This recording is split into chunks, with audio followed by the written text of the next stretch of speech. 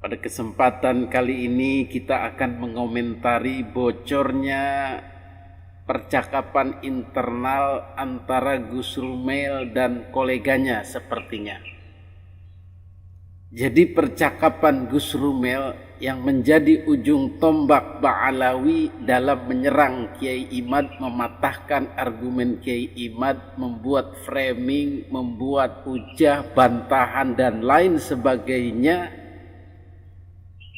yang merupakan dalam tanda kutip perlawanan Ba'alawi terhadap tesis Kiai Haji Imaduddin, akhirnya bocor ke publik. Alhamdulillah. Lumayan buat informasi. Standar kita udah ada. Standar saya kan emang sumber sezaman ya. Tapi kayaknya kayak Imad, Gus Aziz, sama Said Muhsin dan lain-lain tuh salah tangkep gitu. Mungkin pas waktu ngobrol sama Gus Aziz, waktu podcast mungkin ya. Sumber sezaman itu penting ya, penting lah gitu. Penting untuk membuat nilai historis dari sejarah Ba'alawi yang ditutur.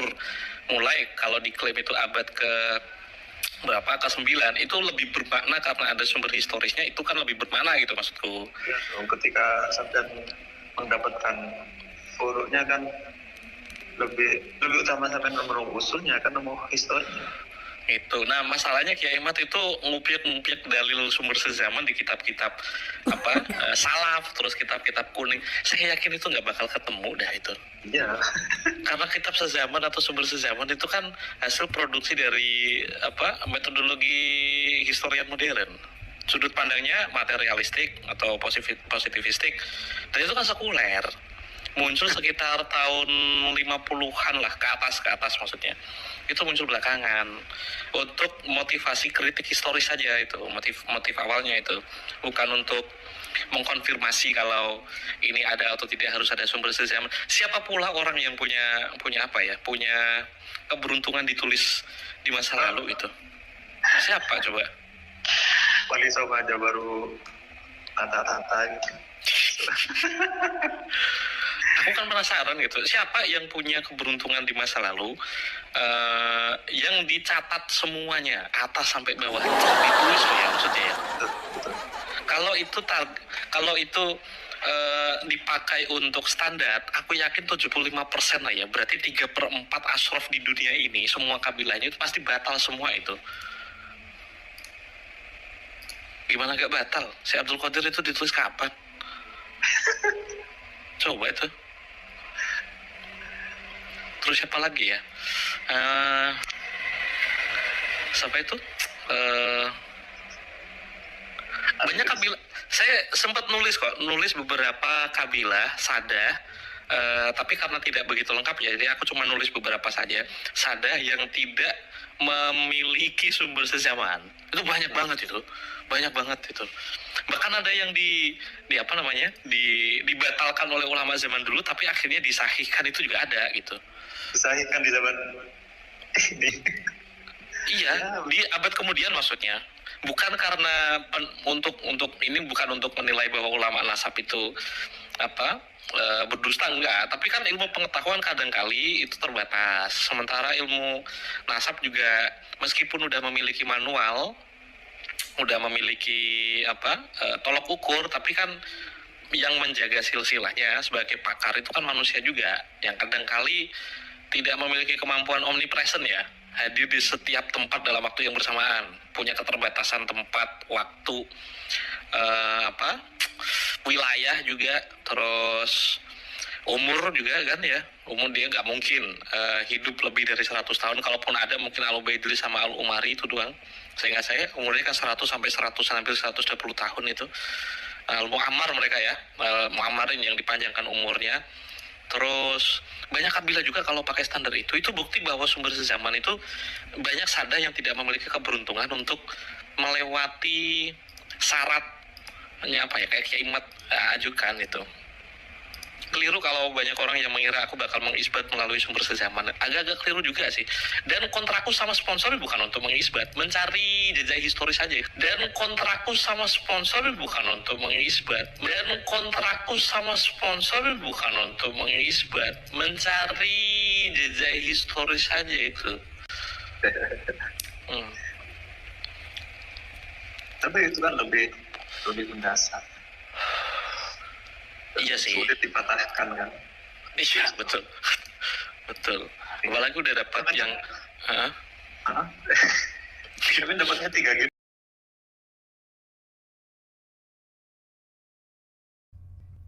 Apa rupanya isi percakapan itu yang paling penting?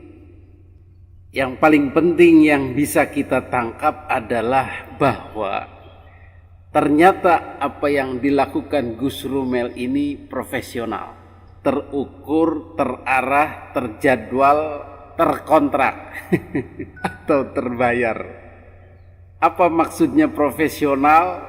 Beliau adalah bayaran atau tentara bayaran lah kalau dalam dunia peperangan itu. Jadi bukan murni pejuang ya, bukan murni pembela, tapi orang bayaran yang terikat kontrak untuk membela klubnya. Kalau bola itu begitu. Jadi Gus Rumel ini dari percakapannya yang bocor bisa disimpulkan bahwa beliau adalah striker yang didatangkan khusus untuk mencetak gol, dibayar mahal untuk mencetak gol. Apakah bisa menang? Wallahu a'lam.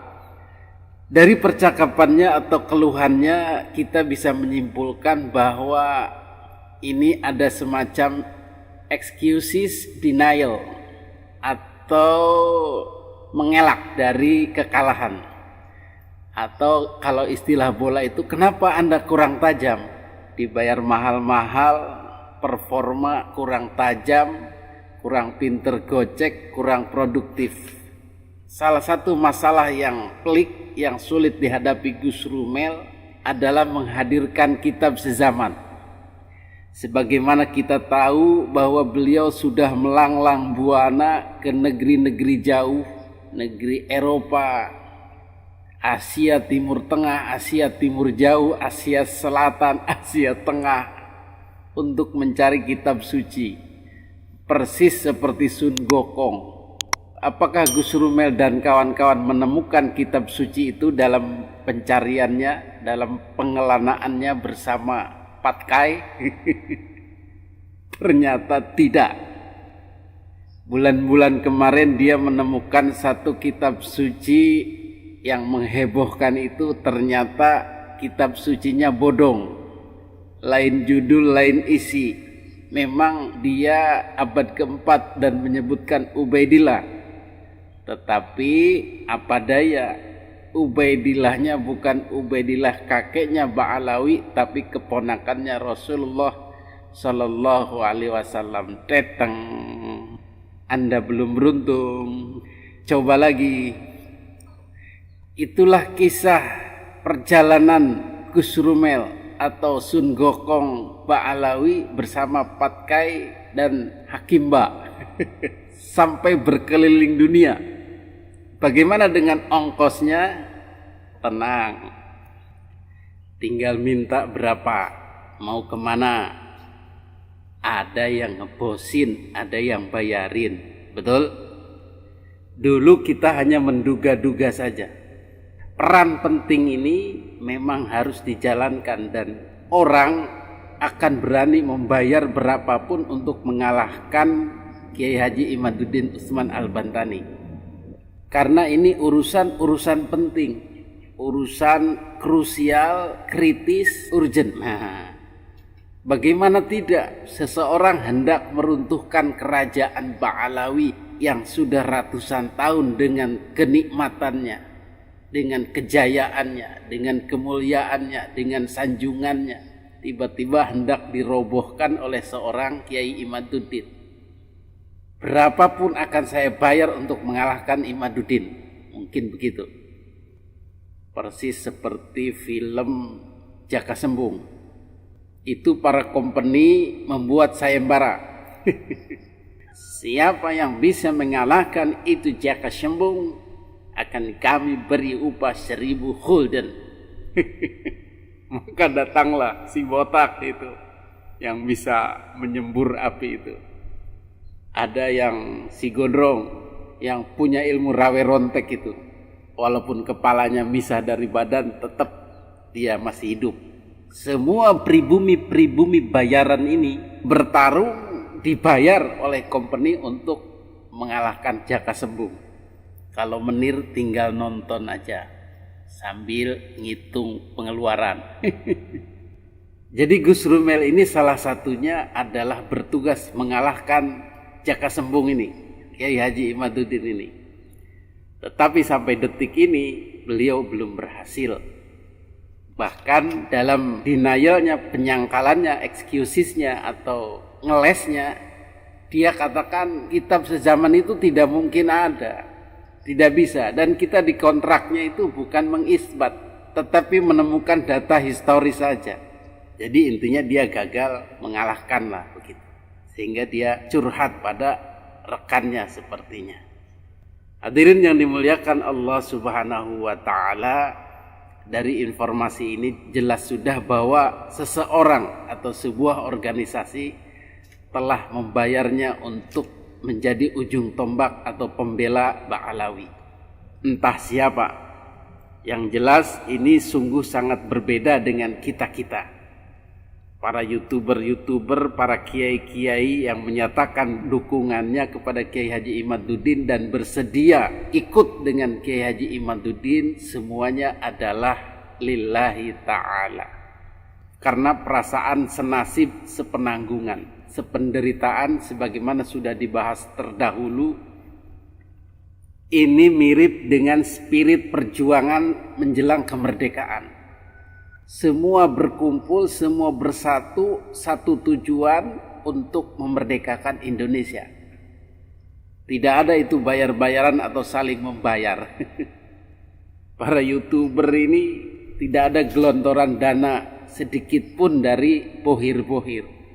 Dulu kan sempat heboh Gus Rumel mensinyalir ada triliunan rupiah digelontorkan untuk membiayai para YouTuber untuk bersuara.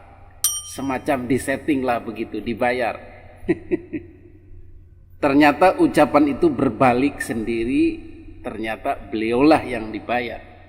Kita siapa yang bayar? Allah Subhanahu wa ta'ala. Kita ikhlas untuk menyebarkan ini, menyebarkan kebenaran ini kepada kaum muslimin Indonesia, supaya mereka tersadar, bangkit dari penjajahannya, perbudakannya. Perbudakan halus ya, perbudakan psikologi dan perbudakan religi, agama. Lah mereka kan dapat dari YouTube.